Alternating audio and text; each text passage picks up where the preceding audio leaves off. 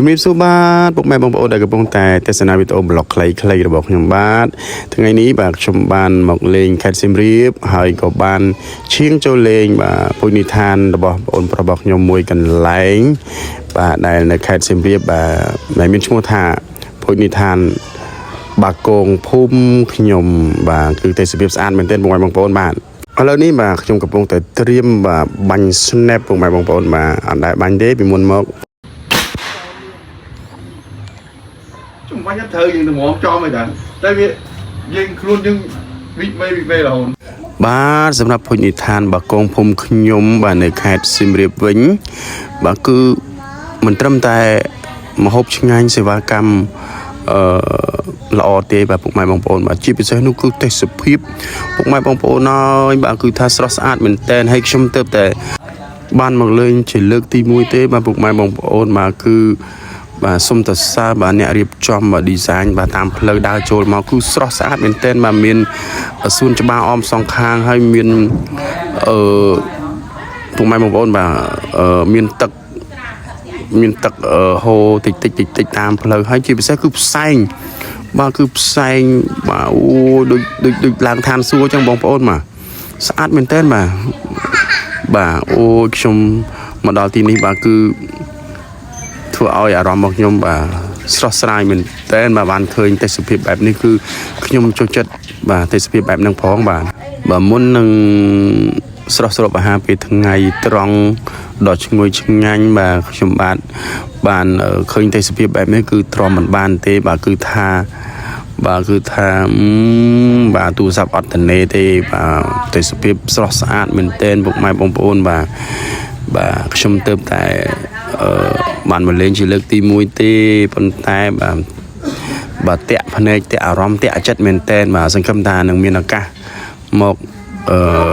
លេងម្ដងទៀតបាទនេះកន្លែងព្យាទេសចរដែលលោកចង់ស្លៀកពាក់បែបបុរាណអីអញ្ជើញដើរកំសាន្តអីនៅក្នុងបរិវេណភោជនីយដ្ឋានបាទឃើញហើយពុកម៉ែបងប្អូនបាទគឺទេសភាពស្រស់ស្អាតមែនទែនបាទនេះបងប្រុសរបស់ខ្ញុំម្ចាស់ភោជនីយដ្ឋានបាទបាគងភូមិខ្ញុំឥឡូវនេះបាទកំពុងតែធ្វើដំណើរទៅកន្លែងញ៉ាំអីហើយ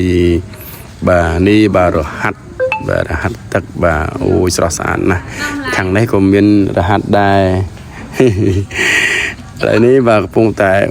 បាទអូយតាមផ្លូវដើរទៅបាទឃើញថាស្រស់ស្អាតណាស់ពុកម៉ែបងប្អូនបាទស្រឡះមុខស្រឡះមាត់ឲ្យទៅជាក់សឹបតែម្ដងបាទពុកម៉ែបងប្អូនបាទខ្ញុំស្រឡាញ់ទេសភាពបែបហ្នឹងណាពុកម៉ែបងប្អូនបាទគឺស្រស់ស្អាតហើយត្រជាក់ហើយមើលទៅដូចជានៅលើឋានសួគ៌អញ្ចឹងបាទពុកម៉ែបងប្អូនបាទដូចរឿងបុរាណរបស់យើងទៅដល់ឋានសួគ៌มันមានពពកមានអីចឹងបងប្អូនបាទអូញាក់សាច់តែម្ដងពុកម៉ែបងប្អូនបាទអញ្ជើញមកខេត្តសៀមរាបកុំភ្លេចអញ្ជើញចូលកំសាន្តបាទភោជនីយដ្ឋានបាគងភូមិខ្ញុំបាទអូយស្រស់ស្អាតណាស់បងប្អូនខ្ញុំថាស្អាតហើយពុកម៉ែបងប្អូនបាទមិនជឿខ្ញុំបាទអញ្ជើញមកលេងម្ដងបាទអញ្ជើញមកខេត្តសៀមរាបកុំភ្លេចបាទភោជនីយដ្ឋានបាគងភូមិខ្ញុំបាទម្ហូបនោះក៏ឆ្ងាញ់សេវាកម្មក៏ល្អហើយទេសភាពនោះរឹតតែស្អាតទៀតបាទពុកម៉ែបងប្អូនឃើញហើយនេះបាទទឹកពុះលាយពពកលេខខ្យល់លេខផ្សែងពពកហើយមានកន្លែងកំសាន្តជាច្រើននេះបាទពុកម៉ែបងប្អូនបាទកន្លែងគប់ព្រួញណាបាទគប់ព្រួញបាញ់ព្រួញកន្លែងបាញ់ព្រួញបាទបន្តដំណើរមកទៀតបាទបងប្អូនគាត់ណែនាំអញ្ចឹងទៅថាកន្លែងភោជនីយដ្ឋានរបស់គាត់នឹងមានអីខ្លះបាទនេះមានកន្លែងជិះម៉ូតូដែរនេះកន្លែងបាញ់ snap បាទហើយខ្ញុំបន្តដំណើរមកទៀតបាទដោយសារតែទេសភាពស្អាតបែបហ្នឹងខ្ញុំអត់នៅស្ងៀមទេខ្ញុំអត់នៅតនេទេពុកម៉ែបងប្អូនបាទគឺខ្ញុំស្រឡាញ់ទេសភាពបែបធម្មជាតិបាទជាពិសេសបាទភោជនីយដ្ឋានបាគងភូមិខ្ញុំនេះបាទធ្វើឲ្យខ្ញុំមកលេងកំសាន្តគឺមានអារម្មណ៍ថាស្រស់ស្រាយបាទនៅក្នុងចិត្តនៅក្នុងអារម្មណ៍មែនទែនបាទហើយឥឡូវនេះបាទនេះពុកម៉ែបងប្អូនបាទគេចុះគេថាកញ្ចុះ private ណាកញ្ចុះ private ដែលនៅកណ្ដាលទឹកបាទស្រស់ស្អាតមែនតែនសម្រាប់បងប្អូនចង់ធ្វើ party អី bà chung khné lẹ cả nạ khổ xa lẹ cả nạ chụp chung khné sờ bài ấy đã chạy ấy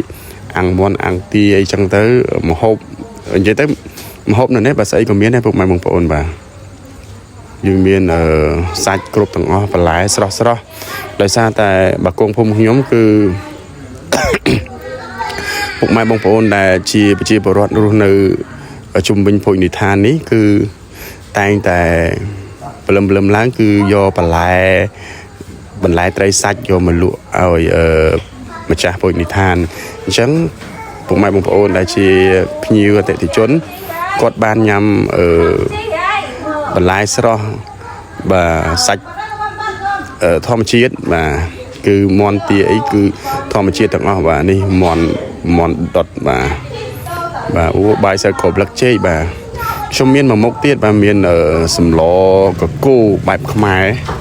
bà mà mốc tiết bông phồn và đi bà em là bông phồn ơi bà complex nhá bông mai bông phồn chơi mà lên sim đi complex bà con phum nhom bà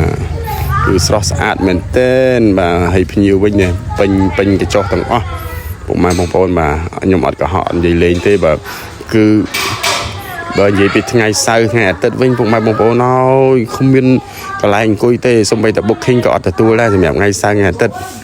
bà ô con cha đan bông mai bông phồn bà chun po sầm nang đó sập hiệp lo chụp đào ăn conอย่างนี้มันจะใช้หมอเนี่ยเจ็ดโมง วิดีโอนี้อุปถัมภ์โดยเทปนันจุกันดอลอังอมเบลมาเต